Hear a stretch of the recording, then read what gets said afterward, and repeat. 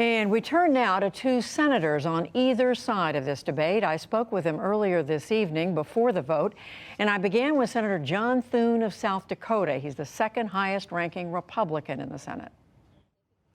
Senator Thune, thank you very much for joining us. So what is your view of this new compromise voting rights measure with so much input from Senator Joe Manchin of West Virginia, who's been working relentlessly to come up with something that Republicans can support? Well, I give Joe credit, Judy, for he's trying his best, but it just starts with a very difficult premise for Republicans, and that is that it requires the federal government essentially to take over elections from the states. And Republicans, I think, as you know, are very supportive of state sovereignty. Elections have been run by the states, conducted by the states since our country's inception. And we believe it works there. We believe this legislation is a solution in search of a problem, that there isn't anything out there. We had record turnout in the last election, highest turnout in a presidential election in 2020 since the year 1900, 120 years in American history. And states are, as they always are most years, looking for ways to improve and strengthen election integrity and security. Some of those ways, it sounds like, are running against the grain, or Democrats here in Washington. But I think that most states are in the mainstream. They're making changes consistent with their laws, trying to improve people's ability to vote. We want to make sure that every legal vote is counted, that everybody has the opportunity to vote. We also want to make sure that we try and prevent cheating in elections. Well, Senator, I mean, there are a number of things you've raised I want to ask you about. One is, doesn't the Constitution give the federal government control over federal elections? Well, the federal government does have some control over elections with respect to time, place, and manner. But in terms of conduct of elections, states have always done that. We've always deferred to them. It's something that's been relegated to the states. And it's worked well, I think, throughout our nation's history.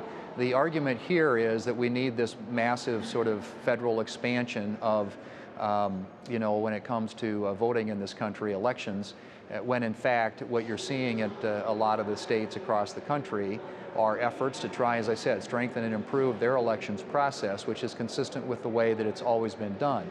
What we know is going on, and voting rights groups have pointed this out, that you now have a number of state legislatures, Republican-controlled, around the country that are trying to tighten and deny access to voters based on the false claim that the 2020 election was fraudulent, that actually President Trump won.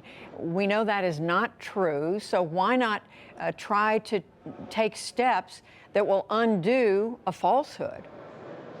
Well, I don't view it, I guess, that way. I have no, I've never second-guessed the outcome of the 2020 election. There are voters across this country who I believe do, based on statements that the former president had made, and it's created a lot of distrust of our elections. And I don't think that passing a partisan bill that federalizes or consolidates power in Washington over elections is going to lessen that mistrust in our elections. But and frankly, I think the only way that we're going to do that, Judy, is to maintain clean elections in this country. And I don't know how having Washington administer elections does that. Is it fair to say Republicans believe in fewer people voting, Democrats believe in more people voting? No, that's not true. We want everybody who can cast a ballot. We want to encourage people to vote. We want those who are legal to vote legally. We want to discourage people from voting illegally or cheating in elections, but we want everybody to vote. This isn't about fewer people voting. I think the Democrats do believe that if some of these changes that they're intending to make tip the playing field to their advantage. They create a partisan advantage on the FEC, for example. They have taxpayer financing of elections. They require, in some cases, the IRS to look at these tax-exempt organizations and determine whether or not they agree with what their objectives are before they allow them to have the tax status that they would get otherwise under the law. There are a lot of changes in here that are fundamentally designed to skew the playing field in favor of Democrats. Quickly, Senator, I want to ask you about infrastructure. Is it your sense that you're close to some kind of an agreement on that and how to pay for it? Well, I think we are close, and I think this is an issue on which there is room for bipartisan agreement. This is an issue that should be bipartisan.